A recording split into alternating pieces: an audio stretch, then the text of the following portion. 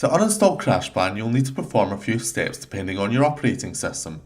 Before you begin, make sure the CrashPlan client is closed, and also make sure the background service is closed as well, which can be found at the bottom right tray in Windows and at the top right menu in Mac OS X.